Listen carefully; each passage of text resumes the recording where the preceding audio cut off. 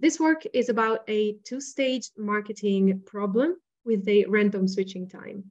Not only we're going to solve the problem, but we are also going to compare different outcomes that come with different degrees of information about the switching time, about the stochastic switching time. And so we will see the key role that information plays in this kind of problems. In the context of dynamical systems, a stochastic switching time is an event which occurs at a random time tau. It changes abruptly and irreversibly the nature of the system, and it splits the time horizon into two stages, a stage 1 before the occurrence of tau and a stage 2 afterwards. In the context of optimal control, we are interested in seeing how the optimal strategy adjusts to the regime shift, so how it changes going from stage 1 into stage 2. This theoretical framework finds many applications. Together with my supervisor, Stefan Bracek, we have some ongoing work on climate change. And last year, we published a paper in epidemiology. Namely, we were interested in seeing how the optimal lockdown policy adjusts to the random discovery of an effective vaccine. So the presentation is structured as follows. First, I'm going to introduce the model. Then we're going to see two solution approaches for the analytical solution, backward approach and a heterogeneous approach. And finally, I'm going to present numerical simulations, which were obtained with a code that is based on the heterogeneous approach. Now for the marketing model. It is an advertising goodwill model based on the work by Nerlov and Arrow in 1962, except for, in our case, the time horizon is finite. There is a firm who implements advertising in order to increase demand for its product. The state variable G, the goodwill, is introduced to represent the past and present effects of advertising on the demand. So if we look at the state dynamics, advertising increases the goodwill, which in absence of advertising decreases to 0 exponentially at rate delta. The firm is interested in maximizing their payoff, which is made of an integral part and a salvage value. The integral part is the integral over the finite time horizon of the profit, which is the unit selling price minus the unit production cost times the demand, pi times G, minus the advertising costs, which are quadratic in the advertising. And we have a salvage value, which is proportional to the final value of the goodwill, because the firm is also interested in sustaining the brand value. Now, how do we incorporate a stochastic switching time into this framework? We model tau as an absolutely continuous random variable taking values in the positive half line. So since we're considering a finite time horizon, if tau occurs during the time horizon, it splits it into a stage 1 before tau and a stage 2 after tau. Whereas if it occurs after the time horizon, the whole time horizon is in stage 1. We define the probability density of tau through a quantity called the hazard rate of tau, which is the probability of tau, the switch, occurring in the next small interval of amplitude dt, conditional to the fact that it hasn't occurred yet, divided by the amplitude of the interval dt. We assume this quantity to be controllable in that it depends on the goodwill, on the state variable of the problem. We're going to focus on the hazard rate only depending on the goodwill, but with this theoretical framework, the hazard rate in general may depend on time, state, and control variables. So what kind of... I have a question. So here you are saying that the realization of this tau is random, but the distribution depends on the goodwill, right? Yes. Okay. So yeah, eta is not actually the distribution itself, it's the hazard rate, but we will see how these quantities are linked later on. So what kind of event are we considering? Suppose that demand for the product may increase the risk of an event, which entails an abrupt increase in the unit production costs. Think, for example, of a situation where higher demand leads to an increase in workforce, which in turn increases the risk that workers may unite in protest for higher salaries. So the effect of tau is that the unit production cost C is equal to C1 in stage 1, and it is equal to C2 in stage 2. And this C2 is greater than C. We assume the hazard rate eta to be affine in the demand pi times G. And so it is alpha times pi G plus beta, where alpha and beta are non-negative constants. Now let's talk about the information structure. We are considering a far-sighted planner who can update their strategy upon the occurrence of the switching time tau. They can update their strategy after tau occurs. What does this mean? So a far-sighted planner in stage 1 knows that tau could occur at any time. They don't know when. They know the hazard rate function eta, and they know the effects that tau will have on the system. So not knowing when tau will occur, in stage 1, they need to have a strategy planned for the whole planning horizon, 0 capital T. And so the stage 1 variables will be defined on the whole 0T. In stage 2, they know that tau has occurred, and when it occurred. So they know the particular realization S of the switching time tau. And it's not really information, but rather an ability. They can adjust their strategy after tau occurs.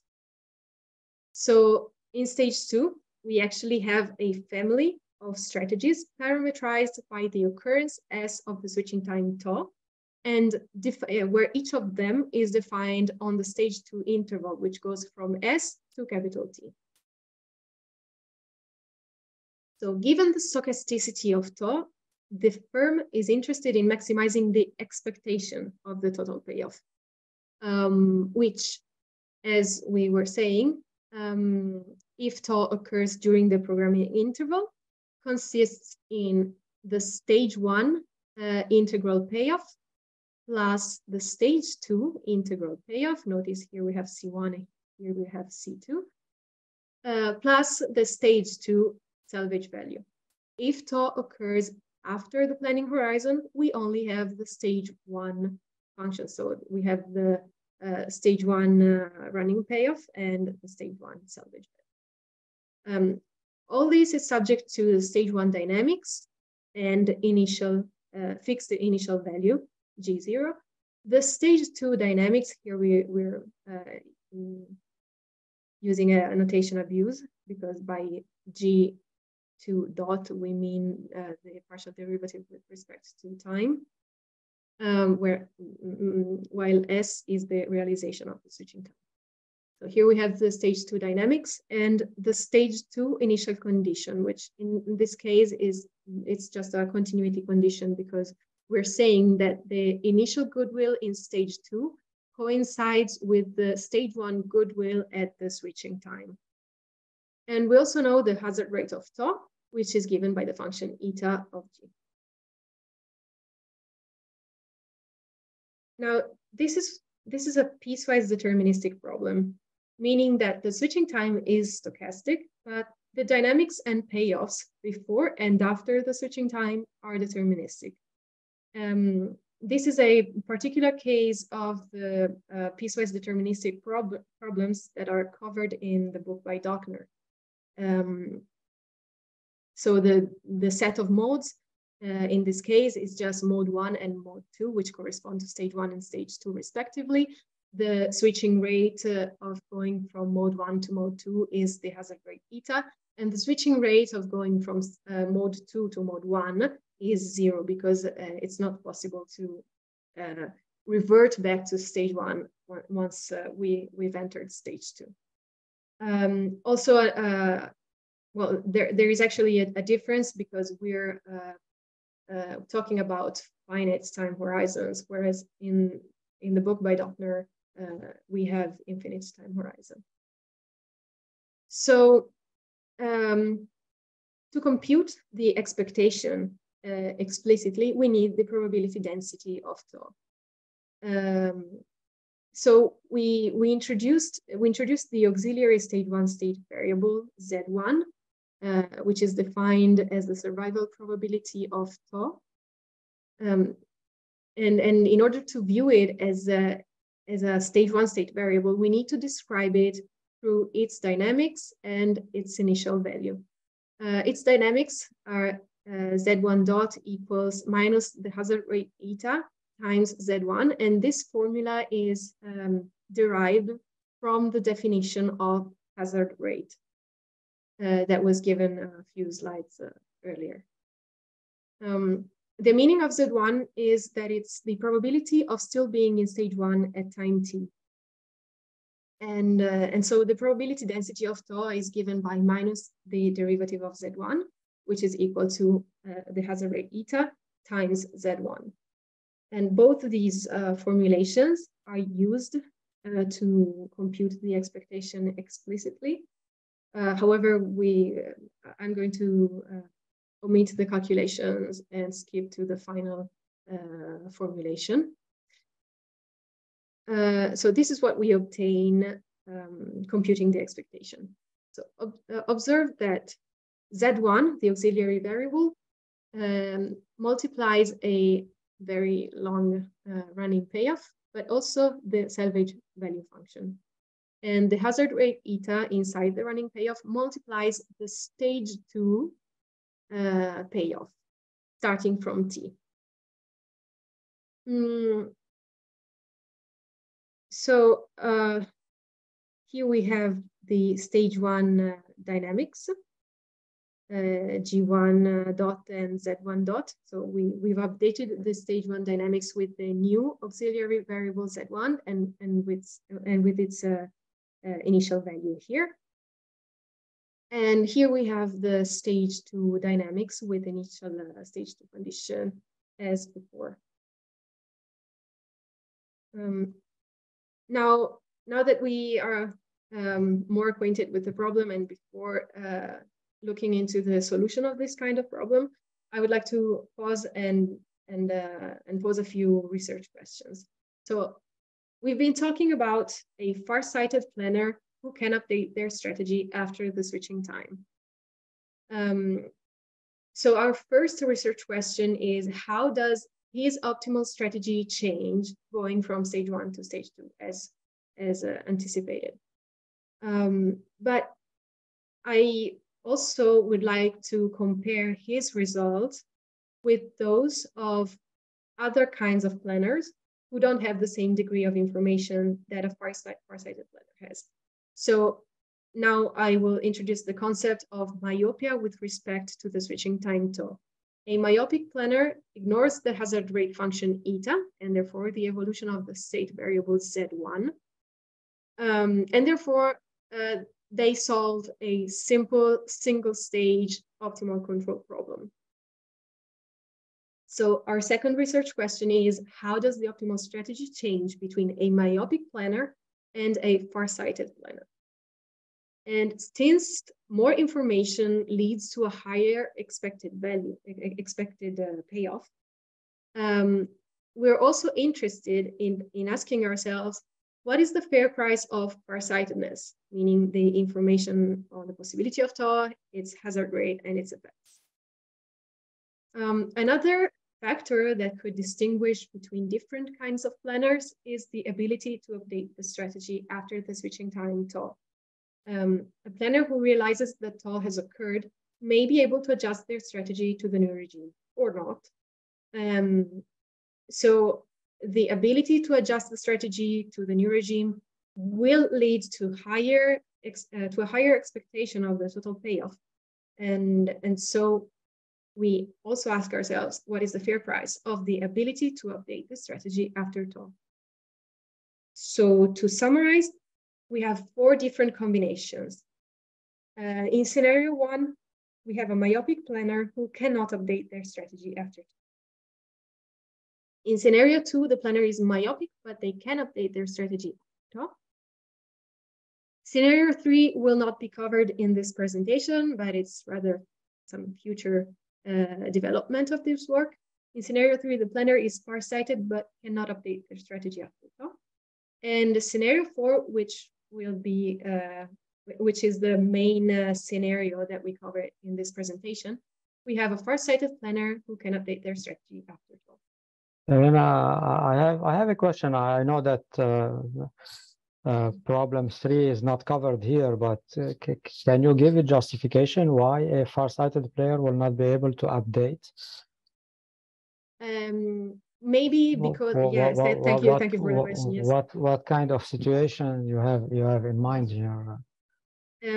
Well, I haven't really thought about it extensively, but what comes to mind is a scenario where a planner has to declare their strategy in advance for the whole planning horizon, and they must stick to it whatever happens. For some reason, they are tied to that strategy.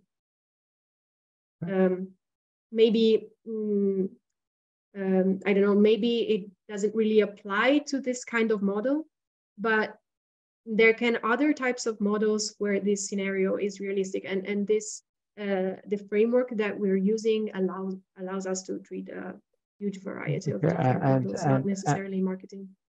And here, myopic behavior means what exactly? The myopic player is not observing the states, or is not observing or not taking into account the possibility that the system may change? Okay, that's a good question, because it's really delicate. It's a delicate step. So myopic, kind of trivially, could mean someone that is not expecting a switching time to occur. But it can also mean, and in this presentation I'm giving it this more complex meaning, that maybe they know that such an event may occur during the time horizon, but they do not have enough information about it, meaning they do not know the hazard rate function, they do not know what effects it will have, so they cannot really solve a problem where the hazard rate comes into play. So they necessarily need to solve the simple optimal control problem as if nothing were to change at all. I'm asking this question because you may think of a situation, I don't know if it is covered here, but someone is not foreseeing at all the change. However, when the change occurs, now this decision maker has to adapt. Yes, and this is precisely scenario 2. So this is scenario 2. Okay, yes. Thank you for the clarification. Thank you for the question. So again, we want to compare the expected payoffs in these scenarios to evaluate the fair price of farsightedness. So the information about the upcoming tau. So one can be either myopic or farsighted in stage 1. Okay, so farsightedness means information. I have the information about the upcoming tau. I know that it can occur at any time. I know the hazard rate function. I know what effects it will have on the system. And also, we want to evaluate the fair price of the ability to update the strategy after tau occurs. Let's look at the analytical solution of scenario 4, which is the scenario of the farsighted planner who can update their strategy, which requires a dedicated theoretical framework, which is the main subject of this presentation. So we took their payoff, which was the expectation of the total payoff. We computed the expectation explicitly, and now we want to solve that kind of problem. We have 2 approaches available to solve that problem. The backward approach, which is well established, it's covered in the book by Dockner, although in infinite time. It consists in solving stage 2 first and finding the stage 2 value function V2, then plugging V2 into the stage 1 problem, and then solving the stage 1. The heterogeneous approach is more recent. It can be, it's based on a dedicated version of the maximum principle. It can be derived by the paper by Viliov in 2008, and it was first used by Bracek et al. In their 2020 paper. To apply the heterogeneous approach, one may write the stage 1 and stage 2 Hamiltonians, H1 and H2. And after observing that the stage 1 variables enter the stage 2 initial conditions and that the stage 2 co-states enter the stage 1 Hamiltonian, one needs to solve the problem altogether. Let's look at the backward approach first. So we solve the stage 2 problem first. In stage 2, tau has already occurred. So there is no more stochasticity involved, and the planner solves a simple optimal control problem. So we can define the stage 2 value function as usual, and this is the usual Hamilton-Jacobi-Bellman equation for V2. So, and the terminal condition, of course.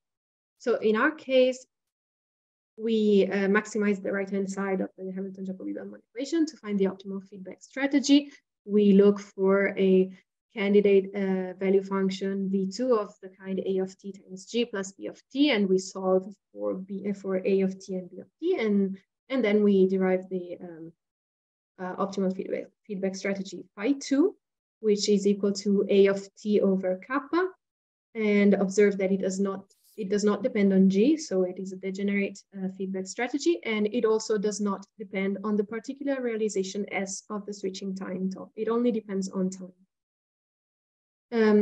So by Bellman's principle of optimality, we, assuming optimal behavior in stage 2, we can substitute the stage 2 payoff starting from t with the value function V2.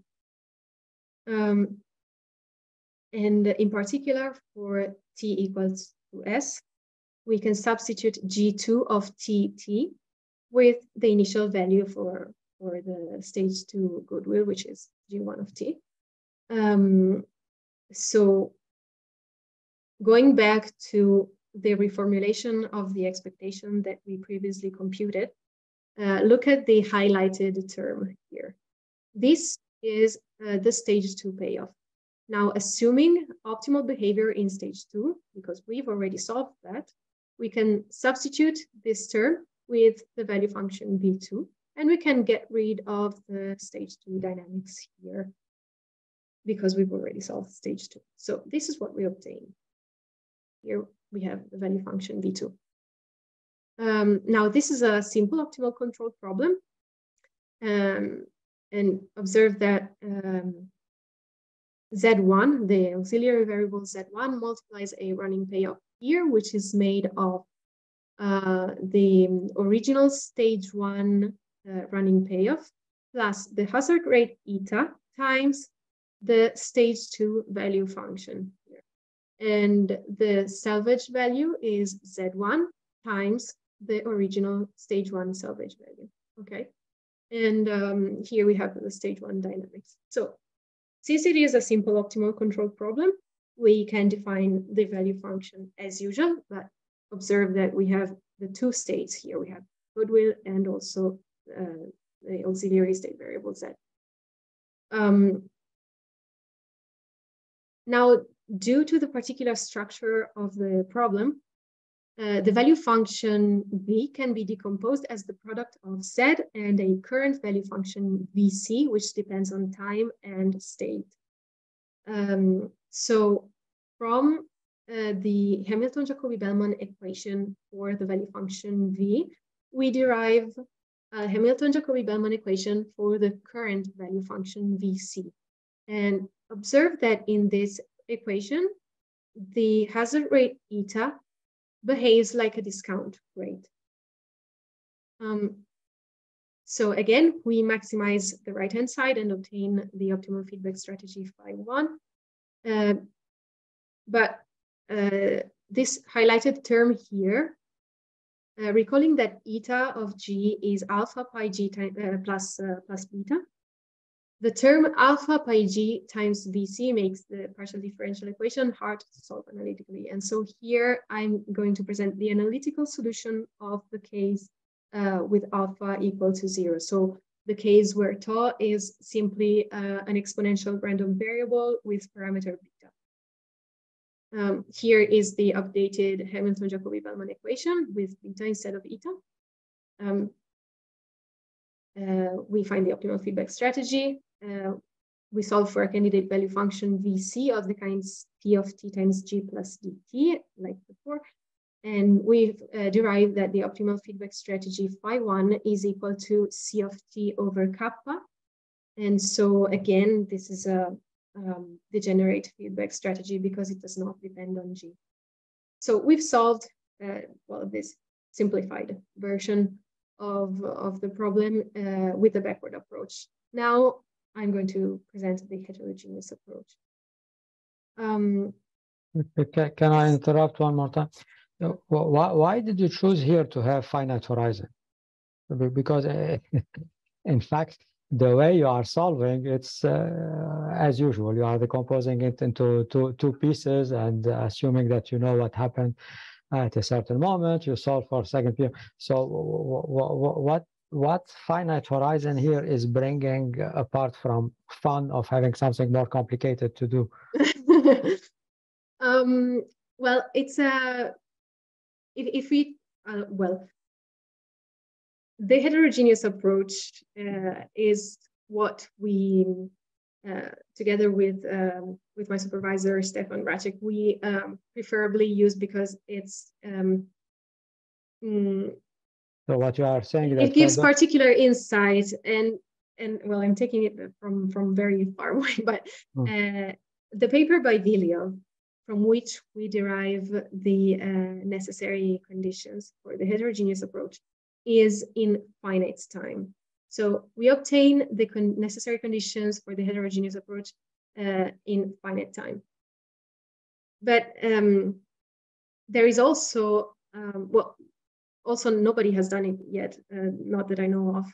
I've always seen problems with random switching time, always in infinite time. And I thought, well, this could be interesting to represent also because, you know, the stochastic switching time happening during the time horizon or yes, afterwards. No, that's kind of interesting. I mean, yeah, sure. And also, well, one could, from a more practical point of view, one may want to plan an advertising policy for a short time horizon, maybe of 1 year. And so I thought well, at least it adds some variety to the let me give you one more argument that it makes sense to have a price that is constant for a short-term interval, which is harder to justify if you had infinite planning horizon. Okay, thank you very much. Thank you. Okay. Okay, so this is again the formulation of the expectation that we calculated previously. In order to apply the heterogeneous approach, we need to separate the terms in the payoff. We need to separate the terms that contain stage 1 variables from the terms that contain stage 2 variables. And the problem here is that we have here the stage 2 payoff with the stage 2 variables, which is multiplied by Z1 and eta times eta of G1, which are stage 1 variables. So what we need to do, and what is done in the paper by Racek et al., is we introduce an auxiliary stage 2 state variable Z2, defined as eta of G1 of S times Z1 of S. This is a constant stage 2 variable, meaning that it is constant in time. It only depends on the realization S of the switching time. And well, the same notation abuse as before, of course. Its meaning is that it's the probability density of tau at time s, and as such, of course, it is constant in t. So after substituting Z2, we obtain this formulation. Observe that we successfully separated those terms. So the payoff is a sum of a stage 1 term and a stage 2 term. The stage 1 term is composed as follows. So we have an integral part and a salvage value. The integral is between 0 and capital T, and it's Z1, which multiplies the original stage 1 payoff. And the salvage value is the original salvage value multiplied by Z1. For stage 2, we have the integral over the time horizon in ds so the integral over all the possible occurrences of the switching time during the time horizon of what? We have the integral between s and capital T of Z2, which multiplies the stage 2 payoff, plus Z2, which multiplies the stage 2 salvage value. Here we have the stage 1 dynamics as before, and the stage 2 dynamics updated with the auxiliary stage variable Z2 and its initial value. To solve this problem, it is convenient to introduce the Hamiltonian functions h2 and h1. Now for stage 2, we denote by psi the costates of the stage 2 state variables. And the Hamiltonian is defined as usual with the stage 2 running payoff plus the costates times the dynamics. So we have psi g times the dynamics of G2 plus psi z times the dynamics of Z2, which is 0. For stage 1, we denote by lambda the costates of the stage 1 variables. And the Hamiltonian for stage 1 is defined as the usual Hamiltonian plus the stage 2 costates times the initial conditions of the stage 2 variables. So here we have the stage 1 running payoff plus lambda times the dynamics of lambda g times the dynamics of G1 plus lambda z times the dynamics of Z1, which is minus eta times z, plus these additional terms, which are psi g times g, which is the initial condition of G2, plus psi z times eta times z, which is the initial condition of Z2. After collecting the terms which are multiplied by eta z, this is the formulation that we obtain for the stage 1 Hamiltonian. And here, yes? I have a question. Why are there terms like psi g? Is it because of the g being? Is it coming from the dynamics? Because what I heard was that these are for initial state, so it was not clear to me how this Hamiltonian condition is written. So you want to know why there are these terms here? Yeah. Okay, yes. It's not trivial at all, actually. These terms reflect the anticipating effect of stage 2 onto stage 1. So the farsightedness of the planar in stage 1 is reflected by these terms. So it's I cannot tell you it's because I understood. I just wanted to confirm. Okay, so is it do you have necessary conditions which are for optimality, and you are saying that this is what it should, right? Yeah, it's convenient to write H1 like this, to define it like this, because the necessary conditions that we derive from the paper by Viliov can be written elegantly if we define the Hamiltonian this way. Okay. Thanks.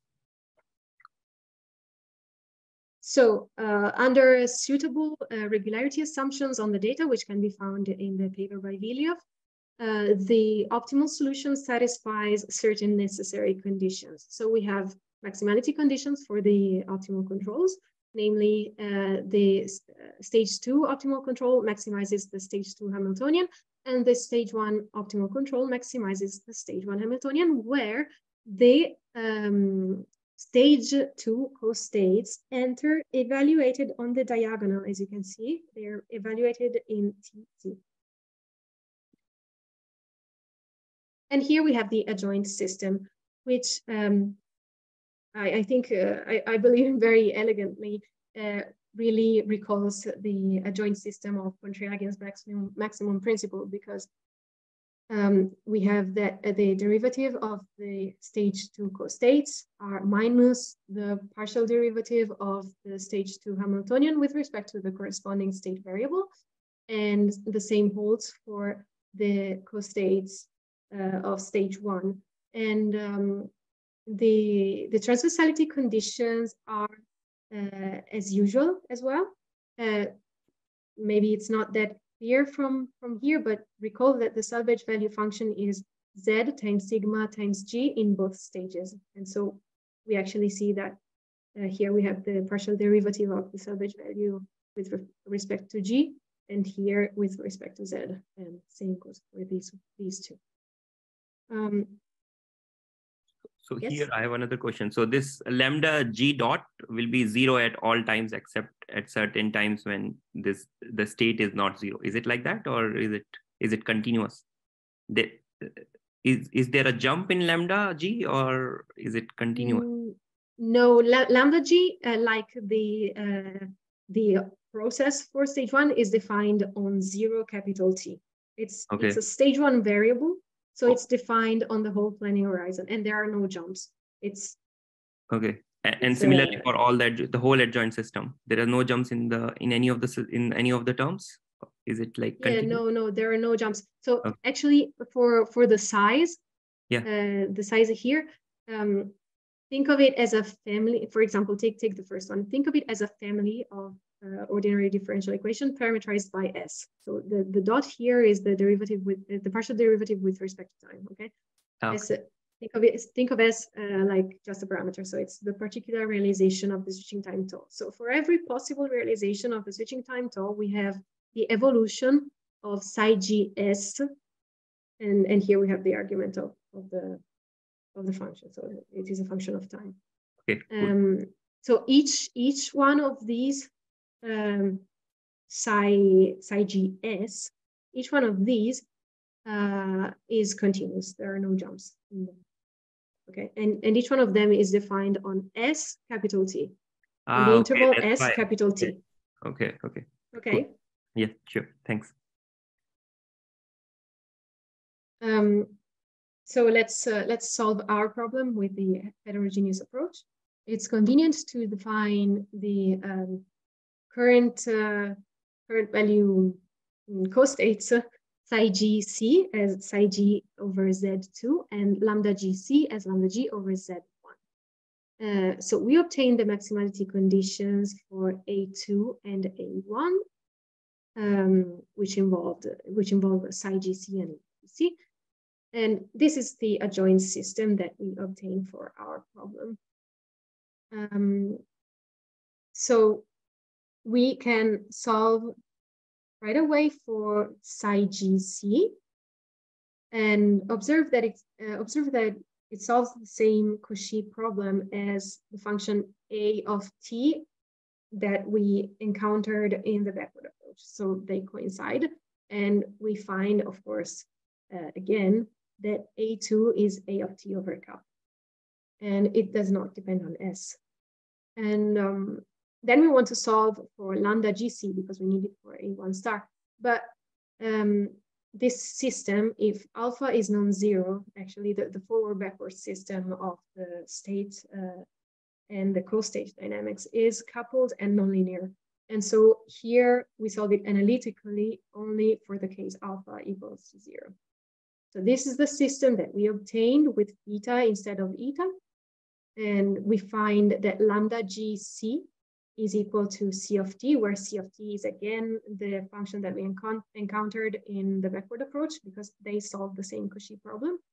And so A1 star is, of course, as before, C of t over kappa. So we solved this simplified version of the problem analytically with the heterogeneous approach. Now I would like to give an overview of a few pros and cons of the two approaches. And if you're interested, a comparison is explained more in depth in the paper by Racek et al. So in the backward approach, we obtain the optimal strategy in feedback form, which if the planner has access to the value of the state variable at every time, is quite convenient. However, its complexity increases with the number of state variables, and it is numerically tractable only if the stage 2 problem is autonomous and it does not depend on the stage 1 state at the switching time. In the heterogeneous approach, the model, the necessary conditions, and the dynamics are presented in a compact, unified way, where the interaction between the two stages is made explicit, and it is numerically tractable in the general case. This is why the numerical results that I'm going to present later were obtained with a code that is based on the heterogeneous approach. So now we'll present the numerical simulations.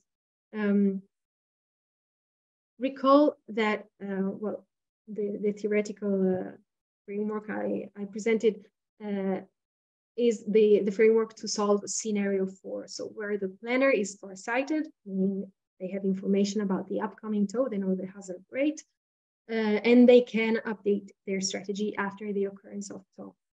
So here I'm presenting the general case with alpha different from 0, as you can see here.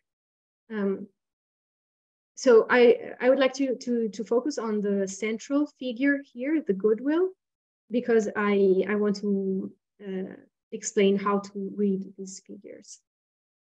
So the black line represents the stage 1 behavior. As you can see, it's defined on the whole planning horizon 0 capital T. And each colored line starting from T equals S represents the stage 2 behavior for the realization S of the switching time tow. To represent the whole solution, I should have represented a colored line for every possible occurrence S of the switching time tow, but this would be graphically unreadable. So I only chose to display 10 equally spaced occurrences of the switching time.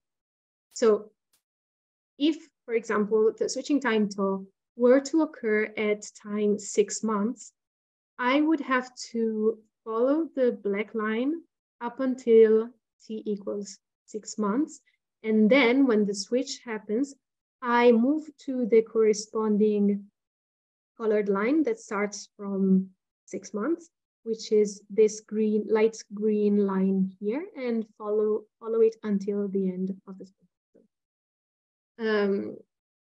Now, if we look at the figure for the optimal advertising strategy, we observe that all the colored lines lie on the same line here. And this is because, as we found, in the stage 2 strategy does not depend on S, but only on time. So what happens is that we follow the black line until the switching time, and then we jump downwards to the colored line and follow it until the end.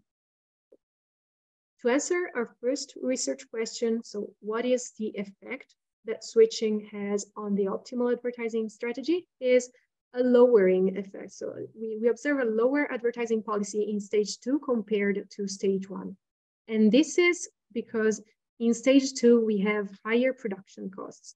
Higher production costs mean lower profit margin because the price is constant. And since the optimal advertising strategy is increasing in the profit margin, a lower profit margin means lower advertising strategy. The third figure here represents Z1 in black. So the auxiliary variable, which represents the probability of still being in stage 1 at time T. And in color here, we have the probability density of tow. Now, as I anticipated, I am also interested in comparing a farsighted planner with a myopic planner. So here I am representing the figures with the farsighted stage 1 behavior, which was same as in the previous slide. And in gray, I'm representing the myopic behavior, which, well, it was obtained solving the simple single-stage optimal control problem. What we observe is a lower advertising strategy in the farsighted case compared to the myopic case. So to answer our second research question, the effect of farsightedness on the advertising strategy is a more cautious advertising policy in anticipation of the switch. And this is because lower advertising means lower goodwill, leads to lower goodwill, as you can see here. And lower goodwill means that the risk of switching, the hazard rate, is lower. And as you can see from the third figure, the probability of still being in stage 1 at time t, Z1, is higher in the farsighted case than in the myopic case. So on average, the switching time occurs later in the farsighted case than in the myopic case. And we can also compare the payoff between scenario 4 of the farsighted planner who can update the strategy and scenario 1 of the myopic planner who cannot update their strategy after TOA occurs, either because they don't realize that TOA occurs or because they must stick to the declared strategy, whatever, they cannot update the strategy. So in scenario 4, we have a payoff of about 75. In scenario 1, we have a payoff of about 45. So we can attach a fair price to farsightedness, to the couple of fair-sightedness plus ability to update the strategy. And this fair price is about 30. Now, now let's discuss scenario 2, where we have a myopic planner who either is not expecting a switching time or they don't have any information about the hazard rate. Anyway, a myopic planner who realizes that TOA occurs at a certain point and they can update their strategy to the new regime, okay? So myopic who can update their strategy. The stage 1 strategy is that of a myopic planner, as in the previous slide, but they notice when TOA occurs and update their strategy according to the new regime. So the gray line here represents the stage 1 behavior in the myopic case. Again, it's the same gray line that we had in the previous slide. And the colored lines represents, again, the stage 2 behavior. We can also compare the payoffs between scenario 4 and scenario 2. In scenario 4, the expected payoff of a farsighted planner who can update their strategy is of about 75. Just repeating the same thing as before. And in scenario 2, the expected payoff of a myopic planner who can update their strategy is of about 60. So we can attach a fair price of a fair price to farsightedness for a planner who can update their strategy, which is of about 15. Actually, if we compare also scenario 1 and scenario 2, where we have a myopic planner who in one case cannot and in the other case can update the strategy, we can also attach a fair price to the possibility of updating the strategy to a myopic planner. And again, that is of about 15. I am sure this is a coincidence because the payoff in scenario 2, the expected payoff in scenario 2 is about 60, and the expected payoff in scenario 1 is about 45. So, so again, we have a 15-point difference. Okay, so that is all for my presentation. I would like to thank you for your attention. These are some of my references, and actually there are a few future developments for this work. One of them is, as I said, studying the case, well, scenario 3, where we have a farsighted planner who cannot update their strategy and compare their payoff with the other scenarios. We're also interested in studying cases where ETA not only depends on the goodwill, but also on time or on the advertising strategy. And we also want to implement to perform a sensitivity analysis with respect to the parameters. So thank you again for your attention.